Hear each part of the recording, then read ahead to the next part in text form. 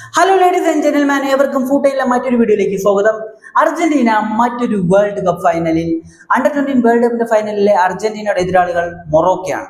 ഈ ഒരു ടൂർണമെന്റിലെ അർജന്റീനൻ ടീമിന്റെയും മൊറോക്കൻ ടീമിന്റെയും പെർഫോമൻസ് എങ്ങനെ ഉണ്ടായിരുന്നു നമുക്കൊന്ന് നോക്കാം. അതിന് മുമ്പ് അർജന്റീനയാണ് ഏറ്റവും കൂടുതൽ തവണ അണ്ടർ-20 വേൾഡ് കപ്പ് നേടിയിട്ടുള്ള ടീം. 6 തവണയാണ് ഇതുവരെ അണ്ടർ-20 വേൾഡ് കപ്പ് ചാമ്പ്യൻസ് ആയിട്ടുള്ളത് അർജന്റീന. അവസാനമായിട്ട് 2007 അർജന്റീന അണ്ടർ-20 വേൾഡ് കപ്പ് ചാമ്പ്യന്മാരാകുന്നത്. മൊറോക്കയെ സംബന്ധിച്ച് അവരുടെ ആദ്യത്തെ ട്രോഫിക്ക് വേണ്ടിയുള്ള ഒരു പോരാട്ടമായിട്ടാണ് ഇറങ്ങുന്നത് അർജന്റീനയ്ക്കെതിരെ. ഈ ഒരു ടൂർണമെന്റിലെ പെർഫോമൻസിലേക്ക് വരുമ്പോൾ അർജന്റീനയുടെ ഗ്രൂപ്പിൽ ഉണ്ടായിരുന്നത് ഇറ്റലി, ഓസ്ട്രേലിയ, ക്യൂബ എന്നീ ടീമുകളായിരുന്നു. അതിൽ ക്യൂബയെ അർജന്റീന 1-3 ഗോളുകൾക്ക് പരാജയപ്പെടുത്തുന്നു. അതിനുശേഷം ഓസ്ട്രേലിയ 1-4 ഗോളുകൾക്ക് പരാജയപ്പെടുത്തുന്നു. പിന്നീട് ഇറ്റലിയെ എതിരില്ലാത്ത 1 ഗോളിന് പരാജയപ്പെടുത്തുന്നു. അങ്ങനെ ഗ്രൂപ്പിലെ 3 മത്സരങ്ങളും വിജയിച്ച് 9 പോയിന്റോടെ 1-ാം സ്ഥാനക്കാരായിക്കൊണ്ടായിരുന്നു അർജന്റീന ക്വാളിഫൈ ചെയ്തത്. അതേസമയത്ത് മൊറോക്കയെ സംബന്ധിച്ച് അവർ കളിച്ചിരുന്നത് ഒരു മരണ ഗ്രൂപ്പിലാണ്. ബ്രസീല്, സ്പെയിന്, മെക്സിക്കോ 3 വമ്പൻ ടീമുകൾ അടങ്ങിയ ഒരു മരണ ഗ്രൂപ്പിലായിരുന്നു മൊറോക്കോ ഉണ്ടായിരുന്നത്. ഇതിൽ സ്പെയിനെ എതിരില്ലാത്ത 2 ഗോളുകൾക്കും ബ്രസീലിനെ 1-2 ഗോളുകൾക്കും മൊറോക്കോ പരാജയപ്പെടുത്തി. എന്നാൽ മെക്സിക്കോയോട് മൊറോക്കോ എതിരില്ലാത്ത 1 ഗോളിന് പരാജയപ്പെട്ടു. ഓർത്തു വെക്കണം കേട്ടോ, മെക്സിക്കോയോട് എതിരില്ലാത്ത 1 ഗോളിന് മൊറോക്കോ പരാജയപ്പെട്ടുണ്ട്. കുറച്ച് കഴിഞ്ഞിട്ട് ഞാനത് പറഞ്ഞുതരാം. അർജന്റീന പ്രീ ക്വാർട്ടർ മത്സരത്തിൽ നൈജീരിയയെ എതിരില്ലാത്ത 4 ഗോളുകൾക്ക് പരാജയപ്പെടുത്തി. ക്വാർട്ടർ ഫൈനലിൽ മെക്സിക്കോയെ എതിരില്ലാത്ത 2 ഗോളുകൾക്ക് പരാജയപ്പെടുത്തി. അതായത് മൊറോക്കയെ ഗ്രൂപ്പിൽ പരാജയപ്പെടുത്തിയ മെക്സിക്കോയെ എതിരില്ലാത്ത 2 ഗോളുകൾക്ക് അർജന്റീന ക്വാർട്ടർ ഫൈനലിൽ പരാജയപ്പെടുത്തി. സെമി ഫൈനലിൽ ഈ ഒരു ടൂർണമെന്റിൽ വളരെ മികച്ച ഫോമിൽ കളിച്ചിരുന്ന കൊളംബിയയെ എതിരില്ലാത്ത 1 ഗോളിനായിരുന്നു അർജന്റീന പരാജയപ്പെടുത്തിയിരുന്നത്. മറുഭാഗത്ത് മൊറോക്കോ ആകട്ടെ പ്രീ ക്വാർട്ടറിൽ സൗത്ത് കൊറിയനെ 1-2 ഗോളുകൾക്ക് പരാജയപ്പെടുത്തുന്നു. അതിനുശേഷം ക്വാർട്ടർ ഫൈനലിൽ 1-3 ഗോളുകൾക്ക് USA പരാജയപ്പെടുത്തുന്നു. എന്നാൽ സെമി ഫൈനലിൽ ഫ്രാൻസിനോട് 1-1 സമനിലയിലേക്ക് മത്സരമെത്തുന്നു. അതിനുശേഷം പെനാൽറ്റി ഷൂട്ടൗട്ടിൽ 4-5 ഗോളുകൾക്ക് മൊറോക്കോ വിജയിക്കുകയായിരുന്നു. അതായത് ഞാൻ 2022 വേൾഡ് കപ്പ് ഫൈനൽ പോലെ ഒരു ഫൈനൽ കാത്തിരുന്നു. കാരണം സെമി ഫൈനലിൽ ഫ്രാൻസ് ഉണ്ടല്ലോ, അപ്പോൾ ഫ്രാൻസ് അർജന്റീനയും തമ്മിലുള്ള ഒരു ഫൈനലായിരുന്നു ഞാൻ പ്രതീക്ഷിച്ചിരുന്നത്.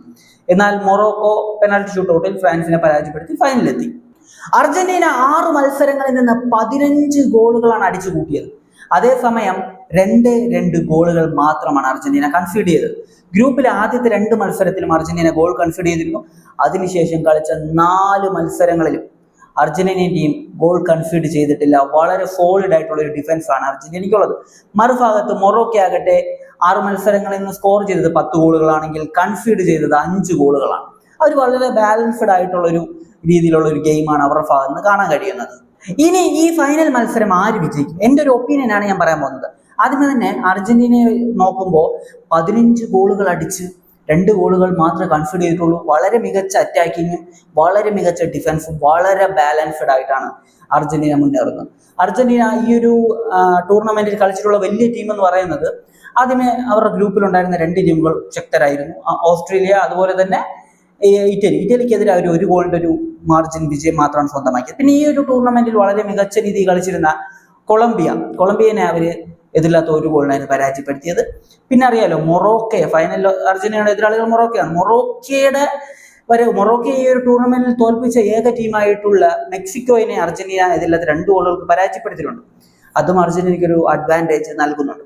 അപ്പോൾ അർജന്റീന വളരെ സോളിഡ് ആയിട്ടുള്ള പെർഫോമൻസ് നടത്തുന്നു. മറുഭാഗത്ത് മൊറോക്കോ ആകട്ടെ വമ്പന്മാരെയൊക്കെ വീഴ്ത്തുന്നു എന്നതാണ് എടുത്തു പറയേണ്ട കാര്യം. സ്പെയിനെ ഇതില്ലാത്ത 2 ഗോളുകൾക്ക് പരാജയപ്പെടുത്തി. ബ്രസീല് ഗ്രൂപ്പിൽ നിന്ന് അവർ പുറത്തായി. 1-2 ഗോളുകളായിരുന്നു ബ്രസീലിനെ പരാജയപ്പെടുത്തിയത്. പിന്നീട് അവർ നോക്കൗട്ട് റൗണ്ടിലേക്ക് വരുമ്പോൾ ഫ്രാൻസിനെ അവർ വീഴ്ത്തിയിട്ടുണ്ട്. ഫ്രാൻസിനെ പെനാൽറ്റി ഷൂട്ടൗട്ടിൽ അവർ പരാജയപ്പെടുത്തി. അതായത് ശക്തരായിട്ടുള്ള ടീമുകളെല്ലാം മൊറോക്കോ പരാജയപ്പെടുത്തിയിട്ടുണ്ട് ഈ ഒരു ടൂർണമെന്റിൽ. അപ്പോൾ അതൊരു ചെറിയൊരു എഡ്ജ് മൊറോക്കോയ്ക്ക് നൽകും. എന്നാലും ഞാൻ വിചാരിക്കുന്നത് അർജന്റീന അവരുടെ 7ാമത്തെ വേൾഡ് കപ്പ് സ്വന്തമാക്കുമെന്ന് തന്നെയാണ്. എനിക്ക് തോന്നുന്നു വളരെ ശക്തമായിട്ടുള്ളൊരു പോരാട്ടം ഫൈനലിൽ കാണാം. അർജന്റീനയുടെ അറ്റാക്കും അർജന്റീനയുടെ ഡിഫൻസും ഒന്നിനൊന്നിന് മെച്ചമാണ്. മറുഭാഗത്ത് അവരൊരു അറ്റാക്കിങ്ങും ആയാലും ശരി, ഡിഫൻസ് ആയാലും ശരി, ഒരു ആവറേജ് ലെവലിലാണ് നിൽക്കുന്നത്. പക്ഷെ 6 മത്സരങ്ങൾ 10 ഗോളുകൾ സ്കോർ ചെയ്തു, 5 ഗോളുകൾ കൺസീഡ് ചെയ്തു എന്നത് അത്ര മോശമായിട്ടുള്ളൊരു സ്റ്റാറ്റ്സ് ഒന്നുമല്ല. പിന്നെ അറിയാലോ, വമ്പൻ ടീമുകൾക്കെതിരെ നല്ല റെക്കോർഡുണ്ട് ഈ ഒരു ടൂർണമെന്റിൽ. അതുകൊണ്ട് തന്നെ മൊറോക്കോയും ഒട്ടും മോശമാണെന്ന് എനിക്ക് തോന്നുന്നില്ല. പക്ഷെ ഞാൻ പ്രിഫർ ചെയ്യുന്നത്, എൻ്റെ ഒരു ഒപ്പീനിയൻ എന്ന് വെച്ച് കഴിഞ്ഞാൽ, അർജന്റീന ഈ ഒരു ഫൈനൽ വിജയിച്ച് അവരുടെ 7ാമത്തെ ട്രോഫി സ്വന്തമാക്കുന്നതാണ്. മൊറോക്കോ ജയിച്ചാലും എനിക്ക് വലിയ സങ്കടമൊന്നുമില്ല. കാരണം അവരുടെ ആദ്യത്തെ ട്രോഫിയാണല്ലോ. പിന്നെ മൊറോക്കൻ ഫുട്ബോൾ അതിവേഗം വളരുന്ന ഒന്നാണ്. 2022 വേൾഡ് കപ്പിൽ അവർ മൊറോക്കോ 4ാം സ്ഥാനത്ത് ഫിനിഷ് ചെയ്തിരുന്നു. സെമി ഫൈനൽ വരെ എത്തിയിരുന്നു. ഫ്രാൻസിനോടാണ് അവർ പരാജയപ്പെട്ടത് സെമി ഫൈനലിൽ. പോർച്ചുഗലിനൊക്കെ അവർ പരാജയപ്പെടുത്തിയിരുന്നു. അപ്പോൾ അതുകൊണ്ട് തന്നെ എനിക്ക് തോന്നുന്നു അങ്ങനെ എഴുതി തള്ളാൻ കഴിയത്തില്ല. അർജന്റീനയ്ക്ക് ഒരു വലിയ എഡ്ജ് ഉണ്ട്, അർജന്റീന ജയിക്കണമെന്നാണ് ഞാൻ വിചാരിക്കുന്നത്. എന്നാൽ മൊറോക്കയെ നമുക്ക് അങ്ങനെ എഴുതി തള്ളാൻ കഴിയത്തില്ല. ഇതാണ് എൻ്റെ ഒരു ഒപ്പീനിയൻ. നിങ്ങളുടെ ഒപ്പീനിയൻ എന്ത് തന്നെയാണെങ്കിലും കമന്റ് ബിലോ. മറ്റൊരു വീഡിയോ കാണുന്നതായിരിക്കും. ബൈ ബൈ വിത്ത് ഫുട്ബോൾ.